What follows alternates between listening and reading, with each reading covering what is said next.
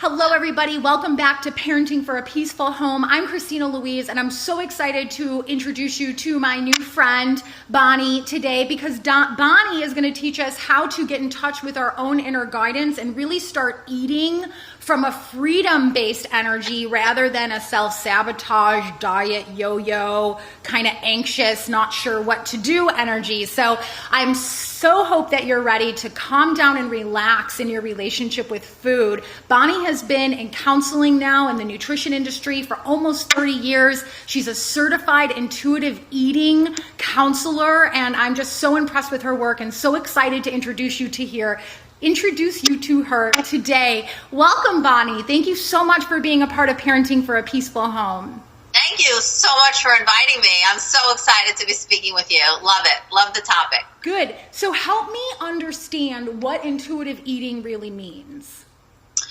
Okay, intuitive eating means, on the simplest term, and then we can dig a little bit deeper, but on the simplest terms, it means eating based on your physiological need to eat. So based on your hunger signals, your fullness signals, not based on situations you're in, not based on emotions that you're feeling, but really based on your inner body wisdom, using that as your guide to eating.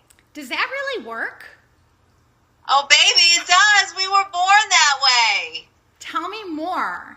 That way, yes. As babies, when we're born, we have that innate wisdom to know when we're hungry. I don't know if you have children, but I have kids, I've got grandkids, and maybe you know people that have kids. So when a baby cries, oftentimes mom is like, baby's hungry, time for feeding.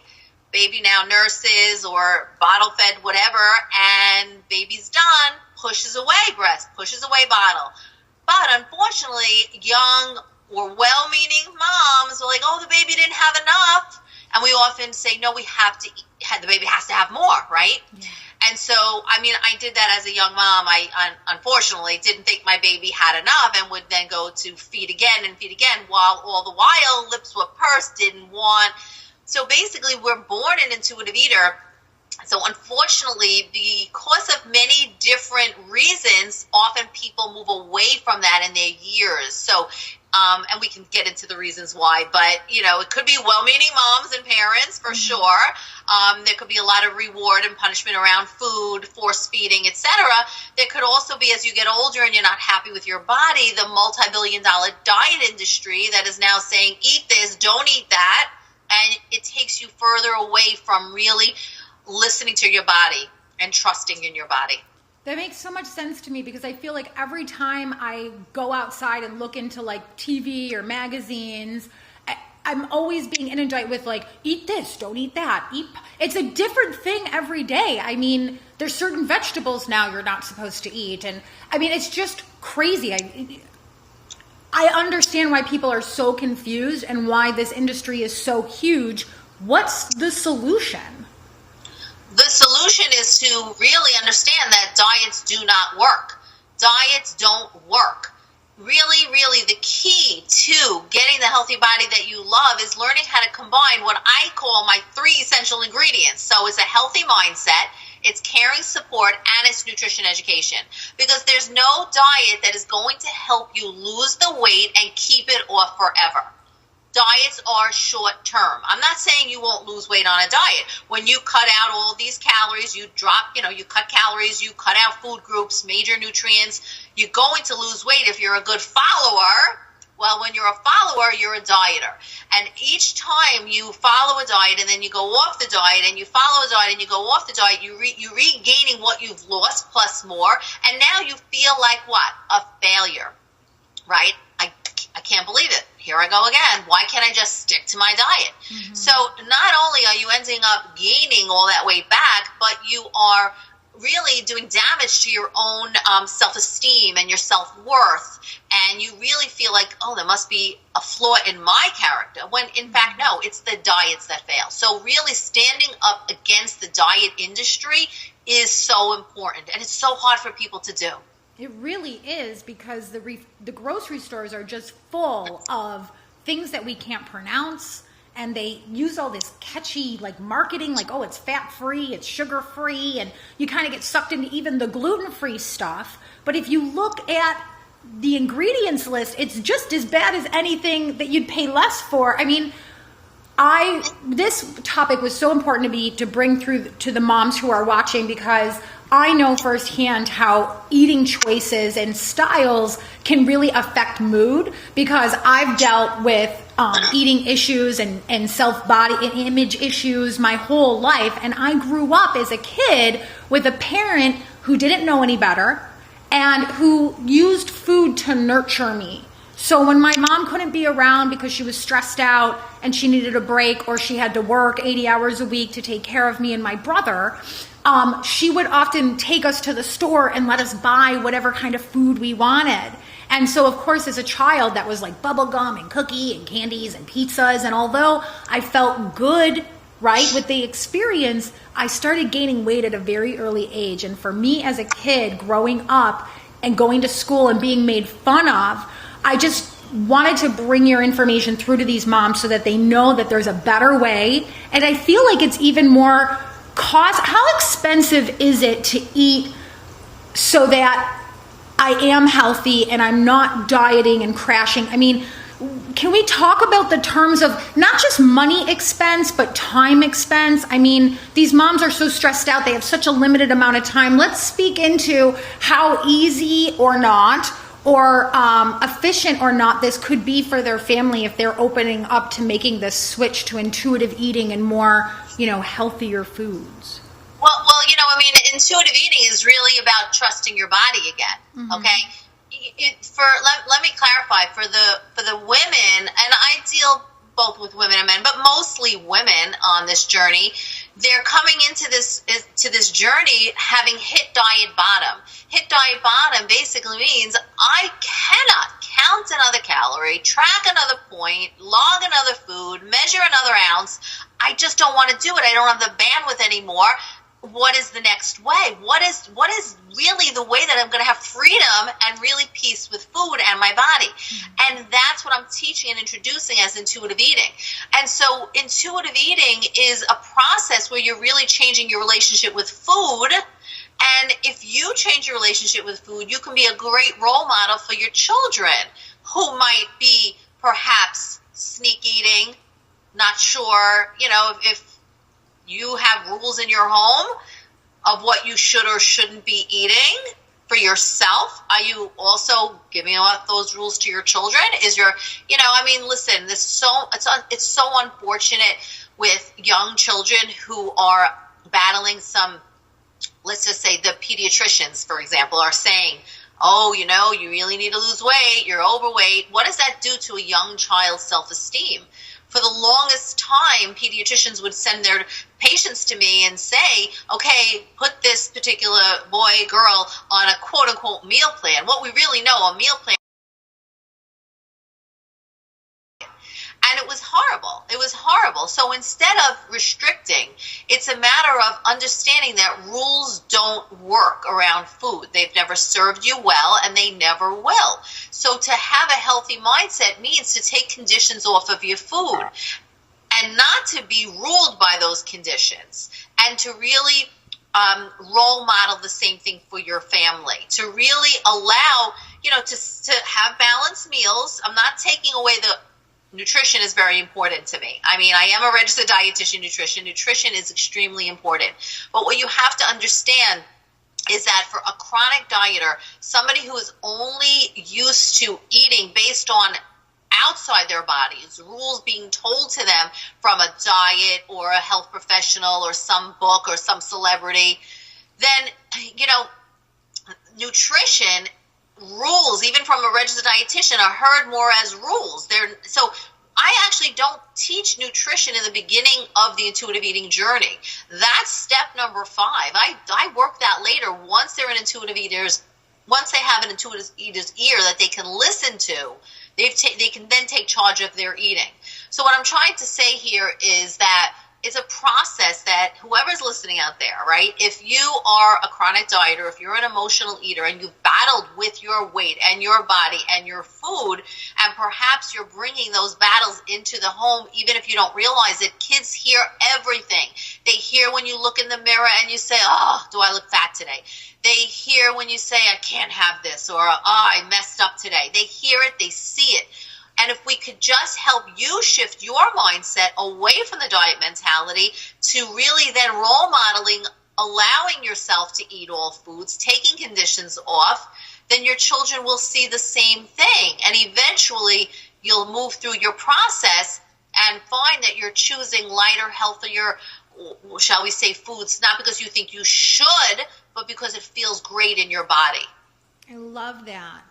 And so with there being so many different, where would you say is the best way to get if somebody wanted to go the route of looking into nutritional information, where would you say the best sources of information on that are? I will say it's very overwhelming. There's a ton of misinformation on the internet. I will take this opportunity to say that there's a ton of people that have labeled themselves the gurus, the experts. They don't necessarily have the education, the experience behind them, and you have to be very, very careful. Mm-hmm. And so, yes, you should do your due diligence before you learn to, or you quote unquote, follow someone's recommendations, to be sure that they have the proper education, the proper experience, whether that means a master's degree in nutrition, a PhD, they're a registered dietitian, nutritionist, someone with those credentials and that education that could really guide you. But remember, here's the thing. Even with that education, you have to have that healthy mindset, because even somebody who does have that background, okay, let me step back and say, when I have gone into intuitive eating about 6 years ago. Okay, from my own personal experience, where I was a little frustrated with some of my clients who I would create healthy, well-balanced meal plans, and they lost weight. It was awesome. But then there were some that would call me back and they'd say, Bonnie, you have to come back in. I'm gaining weight back. I need another meal plan. And I said, wait a minute. If this was healthy, if it was well-balanced, if you really learned to make it normal and natural into your life, then what's the problem? And that's when I identified this concept of a diet mentality, where you're thinking like a dieter, and we have to move away from that mindset. Numero uno, very important, right? And so that's when I found intuitive eating. I trained, I became certified, and I incorporated it into my life first, because I really fessed up and said, you know what? I'm following a meal plan too. I ate well-balanced, nutritious, wholesome meals, but if it was my anniversary or my birthday and my kids give us a cake, I would be like, oh, I don't think I should have the cake. I wouldn't allow myself it, right? I would battle inside. And I realized, you know what? I have a little bit of a diet mentality without realizing it. So sometimes it's very, very subtle. I have all the nutrition information, but the mentality, the mindset might still be as a dieter. Mm-hmm. And so once I learned intuitive eating, and I learned, you know what, we need to shift away and shift that mindset. It's the first step in the process. Eventually, then when you teach or you hear the nutrition, it's from a whole different perspective. I'm not sure that's making sense. Do you understand what I'm saying? I think I am understanding what you're saying, but I want to clarify here. What would you say that mindset? So if I think a lot of moms and myself can all identify with somebody, there's a special occasion going on and somebody puts down that cake and your body's saying, oh yes, I will have a piece of that. And your mind is flipping through every, doctor you've ever been to and every network TV program you've watched about all of that. And you're like, and then we get in this push-pull, right? We're like, yes, no. And even if we eat the cake, we feel like crap about it. So you feel guilty. Right. So I get the old, outdated mindset. I get that we're saying that doesn't work, but what does work? What does work is to have that non-dieter's mindset, to be able to work through the process where, and you ask me, so how do you do that? Really is what you're asking. Yeah. How do you do that? And the way you do that is to really understand, okay, let's figure out what are all these diet food rules that are swimming around in my brain. Let me put them all on paper, because they've not served me ever. They will never again. Let me understand my dieting history. And let me even go back to growing up. Let me even understand food rules and expectations when I was growing up. And then let me even go a step further and begin to identify perhaps what are those negative messages that are lying in my subconscious around my beliefs, around my body, my food, my eating, because those are the blocks. Those are holding you back from actually making the best choices for yourself without guilt. Mm-hmm. Even if that means I'd like to have a piece of cake now. Have the piece of cake. Okay, so you're telling me that we can eat cake and still be healthy and happy people. Yes. Like this. And then would you just break down these steps? I think they're really valuable, and I want to make sure that we all got them. So what would you say step 1 is to becoming an intuitive eater? Yes, that's a great question. I do have 5 steps to this process. The first step, shifting your mindset. Yeah. Number 1, really identifying, I have a dieter's mindset. I've got conditions on my food. I feel guilty after I eat, etc. Mm-hmm. I've got to shift that mindset. And then there's a process to shift it. Number 2 is build your support and self-care plan. Meaning, 2 things to that. You want to make sure you're taking care of yourself, right? That self-care piece is very huge, especially as moms. We wear many, many, many hats, and we tend to take care of everybody else before we take care of ourselves, right? And then we're tired, we're fatigued, maybe we're resentful. We turn to food, reward, pity me, look at the long day I had, etc. So we have to really look at our own self-care, see what type of self-care goals we can put in place to move our needs from back burner to the front burner while still taking care of everybody else, and that is possible. In addition to that... Say that again. That is possible. That's just possible. Take it from me, because my self-care was always on the back burner until I woke up one day and I realized, okay, I've got a lot of people that rely on me, and I got to take care of me in order to best take care of them. Right. Thank you. The other support piece is who you surround yourself with, or who's in your inner circle. Are these people who are chirping in your head about diets, the latest diets, I have to lose weight? Because you've already recognized that diets don't work and there's got to be a better way, not just for me, but for my family. Then you've got to learn to surround yourself with people that really can also understand that same process. It's very important. So let's stop here. We're not saying we have to necessarily cut anybody out, but it is advised that we bring some people in. Correct. Bring some people in that are understanding of this journey that you're on, even if they're not on the same journey, or if they don't have to be because they're already, remember, you're born an intuitive eater. Maybe you'll find somebody that is actually still an intuitive eater in your life as you learn about it. Let's all pray for that. There's people out there. Intuitive eaters into our lives. Good examples of this. Good role models of this. 100%. They're out there, and you may not realize it. And like, oh yeah, you know what? That friend, I know when we go out to eat in a restaurant, she's always finishing, and I never understood why. And she always says, I'm done, I'm full, I'm satisfied, and I could never understand it. She's an intuitive eater. She's never lost that ability. Okay? Yeah. I want to come back to that. How do you know? Because you're not done with your 5-step process. Okay, I'm sorry. Yeah. So step number 3 is honor your body. Yeah. That's where you learn how to honor the hunger. There are many different levels of hunger. What do they sound like? So you know when do I start eating? Most chronic dieters allow themselves to get too hungry before they begin eating. So then they arrive at the table, oh my God, I'm starved. Where's the food? Yeah. Or on the other side, we learn to feel and respect our fullness. What are the different levels of satiety? And when do we stop eating? Because let's face it, someone who struggled, if they're on a diet, they're cleaning that plate because they're entitled to every bite that's on that plate, no matter what their body says, they're eating it. We also learn about emotional eating in this step. Yeah. Okay, well, you mentioned about emotional growing up, right? Yeah. For so many people, food is love, food is a friend, food doesn't talk back, food doesn't let you down. There's so many emotions and emotional reasons why people turn to food. This is the place where we also learn, number 1, what those triggers are, and number 2, how do we deal with our feelings and learn to cope with that without turning to food. I don't want to forget to say this also because this is super important. The mindfulness aspect of this journey is huge in terms of mindful eating and being non-judgmental and really being able to finish a meal and say, that was great. Like, as an intuitive eater, you can actually have great pleasure in your meals without feeling guilty. Most of the time, you feel guilty if you enjoyed something too much. Like, oh, maybe I just wasn't supposed to enjoy that so much. Mm-hmm. That is so key. And then step 4 is transforming your inner voice. Like you said before, the push-pull. We've got a lot of voices that play in our head. And a lot of them are destructive. Not just the should I, shouldn't I, but there you go again. You need more willpower. You're a failure. I can't believe it. You'll never get skinny. You know, all these things.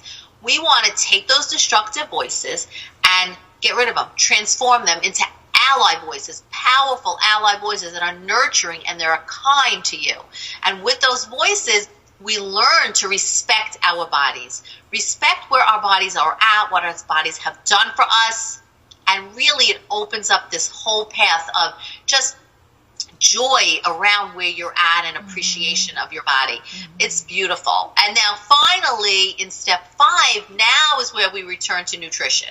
And we say, okay, nourishing your body, moving your body, because here you are now an intuitive eater, or at least you hear the intuitive eater. It's guiding you now. So any nutrition education that I provide for people at this stage, guess what? Now they're hearing it from a whole different place. Not from Bonnie is telling me to eat this, this, and this at this and this time, but just education. And I can make the best decisions and choices what feels right for me because I've been learning how to tune into my body. Mm-hmm. So what I find is so powerful about all of this is that I know in my work as a healer and a teacher that if you've got mindsets and patterns blocking you up in your health with your body, those same patterns and mindsets are blocking us up in our career and our relationships as parents, lovers, friends, all of it, right? And so I can see by following these steps and working with somebody like you and really getting honest with myself about where I am and coming into full acceptance of that and breaking down these mindsets and accepting new mindsets in alignment with my own inner guidance and what with my body needs right now without all the guilt and the shame, I feel like I could take one of your courses or come work with you and it would alleviate these problems in every other area of my life and that of my kids at the same time. And that's why I'm not kidding you. Like, I believe I will be working with you myself later on this year. I mean, no joke, what you're saying is so true. There's this ripple effect. It's amazing. I'm just a small case study, a client who had been working with me in my intuitive eating program, and I saw her last week, and she's glowing, and she's just a new person. And I was like, tell me what's been going on. And as she's embraced this work and have really been trusting her God, her inner wisdom, she has now, her business has taken off. Her business, she says she's a consultant. I don't want to share too much of what she does because I did, ask her for approval beforehand, but she does some consulting work and she's booked through the early part of 2018. She said it's never been like this. She says, but so much has been lifted off her shoulders. She understands so much. She's trusting in her own body again and in her own, just everything. And she says everything's just come. It's amazing. Yeah, that's awesome. So for those of us watching that want to stay connected with you and want more, tell me about this free gift that you're offering. Yes, so I'm super excited about it because we've been talking about moms, if you've been chronic dieters, emotional eaters, really working on shifting your own mindset. But remember what we said a little bit before is that kids hear everything. You are role models. If there's a lot of diet talk in the house, this is seeding a negative, poor relationship for your kids to have in the future. So we want to be sure not to do that.